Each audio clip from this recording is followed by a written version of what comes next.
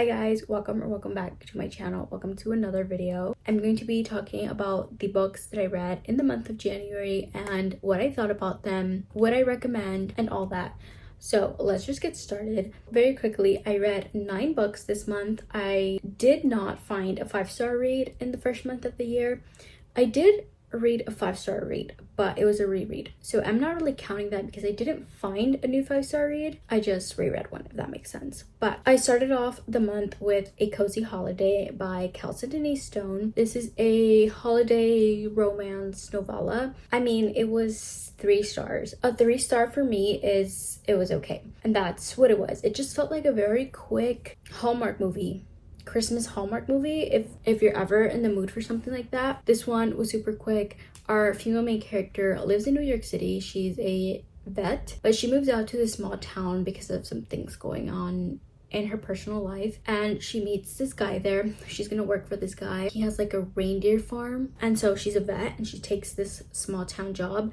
He's a single dad. Like I said, 3 stars. It didn't have anything that stood out to me, but it wasn't horrible. It was fun for the time. I mean, it was my first book of January, so I was still kind of in the holiday spirit, and I really wanted to read this around the holidays, and obviously I didn't get to read it in December. It was all right. Then I picked up 6 of Crows. It was time. This book had been on my TBR for probably years. I'm not even kidding. And it was a book that was kind of intimidating for me. I knew that it has a very big following and lovers of this book. I will say it was an interesting book. It was 4 stars for me. I liked it. I enjoyed it. I have a reading vlog dedicated to this book, and you can just see me read this book, thoughts in real time, and just reactions. And I guess like overall my thoughts while I'm reading. But at first, this book was a little bit confusing. I mean, there's a lot of point of views. I wasn't really grasping everything. I feel like that's pretty common in a fantasy. The beginning's gonna be a little bit slow, and that was the case with this book. But once I got into it, I was really invested. But I will say it did take me forever to read this book, just because not the book in general, but just life. And I mean, it's in the vlog, but it did take me a while. And I feel like if I would have read this a little bit quicker, it could have been maybe a higher rating. I don't know, I just wasn't like fully into the book as I should have, so that's my fault. I really enjoyed these characters, and I liked that it was a fantasy and not a romantasy. It did have like little snippets of just a little bit of chemistry between some of the characters, little crumbs of what could be. It wasn't a romance focused fantasy, which I really enjoyed. The ending definitely left me intrigued to read the next book, which is Crooked Kingdom. Yeah, had to make sure. I don't know when I'm gonna get to that, but hopefully soon. Then I picked up In Your Dreams by Sarah Adams. This was a close 5-star. This was 4.5 stars for me. It didn't hit that 5-star feeling. I really enjoyed this one. I think this might be my favorite of the month. It is. So this is gonna be on my monthly favorites spread in my reading journal, which I'm happy because I love this series so much. I've talked about this. The next couple of books are in another reading vlog. I think it was my 24-hour reading vlog, but I mean, I'm gonna sound like a broken record because I talk about this in that video, but this series just has a special place in my heart because I relate to all of her characters. Sarah Adams just knows how to write such relatable characters. I seriously love them all. I did like our main characters. They're so relatable. Like I said, it didn't hit that 5-star feeling, and I feel like it was so close, but it didn't. It just didn't. There's a lot of good quotes that I underlined in here. Yep. Okay, if you haven't read the series, if you haven't picked up In Your Dreams, I definitely recommend. My favorites in the series are Beg, Borrow, or Steal. I think that might be my absolute favorite. And then second place is Practice Makes Perfect. I love those characters so much. This one would be third, and then 4th place would be When in Rome. Overall, a very fluffy, cute, romantic, cheesy, feel-good series. Then I picked up My Hold of People Watching by Hannah Bonham Young. I've been wanting to read this since the fall. I feel like it just looks like a fall book, and My Hold never came in, but it was ready. It was ready this month, and I picked it up, and I finished this in like 3 days. But unfortunately, it wasn't as high of a rating that I would have thought. This was 3 stars.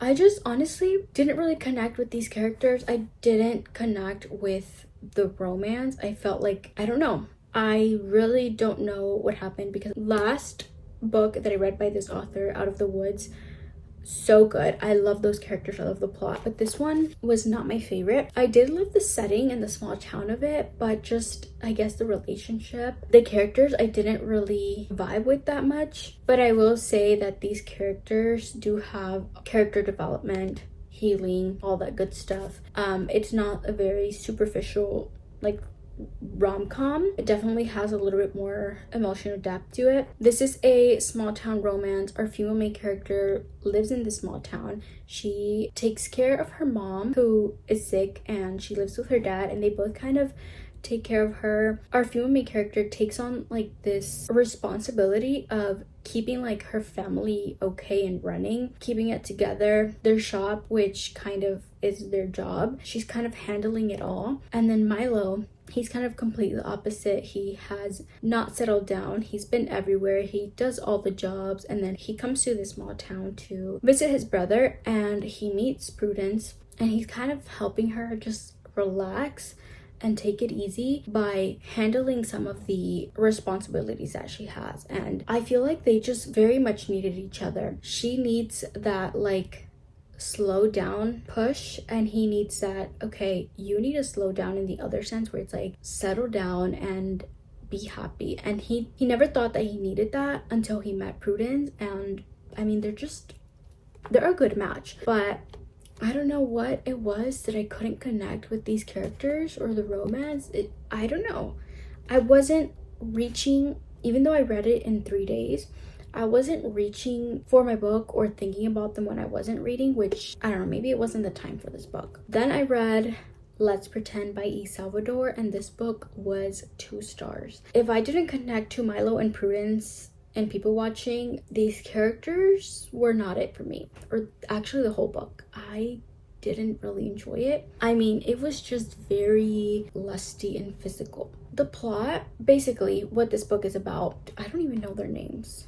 I had high hopes for this book because Please Don't Go by this author was one of my favorites towards the end of the year last year. So I was excited about this, but I don't know, I just didn't like it. Anna works for Silas's family. She is hired to clean his house. She's kind of struggling. She needs money. She's not really doing well. And he's super rich. He's on the, baseball team or hockey team? He plays sports. So he's just like, his family has money. They have an interaction and they kind of have some chemistry at the beginning, or not chemistry, but they're just like attracted to each other. Silas's mother is trying to set him up with another very successful girl, family friend, whatever, and he's just not into it. So he tells Anna if they can have a fake relationship and he'll pay her, I don't know, something. I know that this trope, I love the fake dating trope, but something about paying her just gave me the ick. And I've seen it happen before, but I don't know, something, it gave me the ick, I'm not gonna lie. Just the fact that it started off very like insta attraction didn't sit right with me. Like I said, the book turned very physical, and I just didn't see how, like, I don't think this couple is together after the epilogue type of relationship. But I think my expectations were a little bit high from her last book, but it's fine. Not every book is a win. Then I did a reread of People We Meet on Vacation because of the movie. I was watching it and I missed them so much, and I wanted to do a reread after the movie just to see and refresh my mind and kind of compare the two. So this is the 5-star read of the month. I don't really count it though because I already knew it was a 5-star read. As always, a fun time. If you haven't watched the movie, I definitely recommend. If you haven't read the book, I would also recommend, of course. You can't go wrong with a Friends to Lovers. You can't. Then I read an arc of Unbound. This was 4.25 stars. So this book isn't out yet. I don't want to say much because I don't know how much I can say. Just know that this book was emotional. These characters are heavy. They have a lot of heavy topics. They go through a lot. It's a second chance romance. Bennett and Paloma knew each other, and then obviously something happens, and then now it's the present, and you're kind of seeing them slowly start to find each other again, and you do get that past and present dual timeline, which hurts. It always hurts because they're like happy and then you see them, they're like broken, and it definitely an emotional one. If you haven't read the series, it is a hockey college sports romance. This is book 3 and I think it might be my favorite. It comes out soon. I definitely recommend reading the first 2 books if you haven't, so you can be ready for this one, because I was gonna say it's a fun time, but it's not.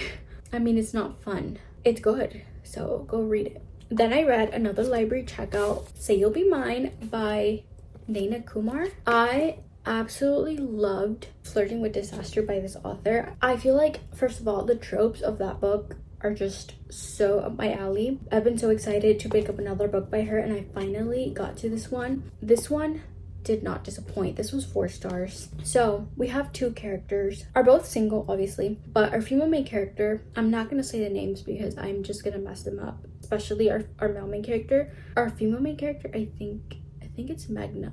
Don't quote me on that. Our male main character's mom is wanting him to settle down, and so she sets up dates for him, I guess, and he's just going on them. And then he happens to go to meet Magna, our female main character. He just doesn't want to get married. He doesn't believe in that. He doesn't believe in love. He doesn't believe in marriage. And he meets Magna. And I feel like since the beginning, there's that not instant attraction, but just instant connection, which is different than attraction. And so he has this kind of connection with her, but nothing happens. He leaves, and then he comes back and finds her, and he's like, do you want to be my fake fiance?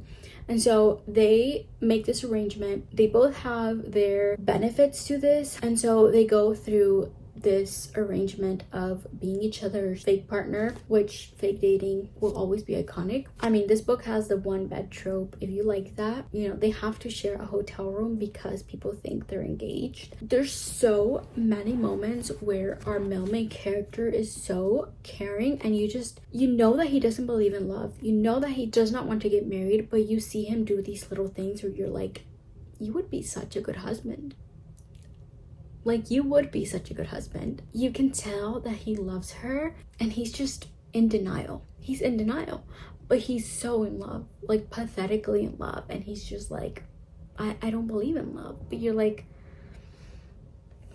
well, I fear you are in love. So good. I feel like this author just knows how to write very obsessed men. I've only read this and Flirting with Disaster by this author, but I definitely recommend. And speaking of men who don't believe in love / marriage, I read The Rom-Commers by Catherine Sencher. Okay, this man also does not believe in love. I read 2 books with that trope back to back, and I was like, this is fun. I didn't know I loved this trope until I read these 2 books. This book is about Emma, who is trying to be a writer, a screenwriter. Her agent or manager or something is like, I have a job for you. You have to fly out to LA. I need you to help Charlie write a rom-com. And she freaks out because Charlie is a very famous, very known screenwriter, and she kind of has a crush on him. And so she takes a job. She flies out to him. She's living with Charlie because they're working on this project together. I mean, they're writing a rom-com. He doesn't write romance, by the way. I should mention he has never written romance, and so that's why he needs help. This is kind of her thing. So he doesn't believe in love. He's trying to write a rom-com, and slowly but surely, I mean, they're living together. There's chemistry between them. You see him slowly start to fall in love and doing little things for her, and it's like, again, he doesn't believe in love. As a reader, you're like, I think you're also in love. I mean, if you guys know more books with this trope, please let me know, because now I'm obsessed. Because what do you mean? What do you mean he doesn't believe in love? And now you see them transform. Like, you see them, I don't even know, but I need more of it. I need more of it. So if you have any, let me know. Absolutely loved it. But yeah, those are the 9 books that I read this month. I had a fun time. I didn't find any 5 stars, sadly, but hopefully this month we can find at least one. That's it for this video. Hope you guys get some book recommendations. Let me know what books you read this month or if you found a 5-star read. Thank you guys so much for watching. I will see you next time. Bye.